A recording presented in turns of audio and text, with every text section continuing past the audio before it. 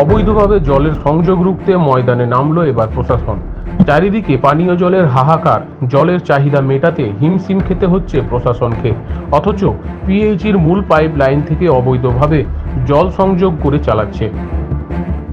ছোট থেকে বড় হোটেল, কার ওয়াশিং সেন্টার সহ বিভিন্ন নার্সারিগুলি। জলের ব্যবহারের পাশাপাশি চলছে ব্যাপক জলের অপচয়।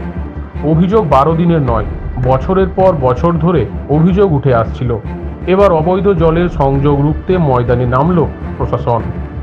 এমনই ছবি দেখা গেল জামুরিয়ায়। জেলা শাসকের নির্দেশে পিএইচি দপ্তরে আধিকারিকরাও জামুরিয়া থানার পুলিশের যৌথ অভিযানে নামল। কালীপাহাড়ি থেকে পাঞ্জাবি মোড় পর্যন্ত 19 নম্বর জাতীয় সড়কের পাশে রয়েছে অসংখ্য ছোট বড় hotel, car washing center, nursery ও পাবলিক ঘর।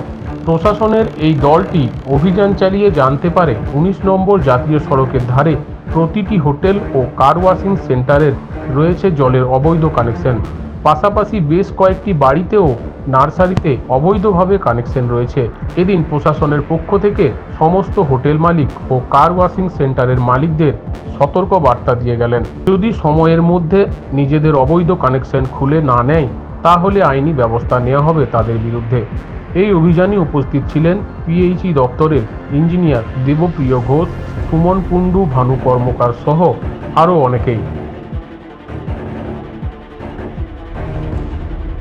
সাইটে গেলে সেখানে আমরা সাধারণ মানুষ আমাদেরকে ঘিরে ধরছে যে আমরা কেন জল পাচ্ছি না।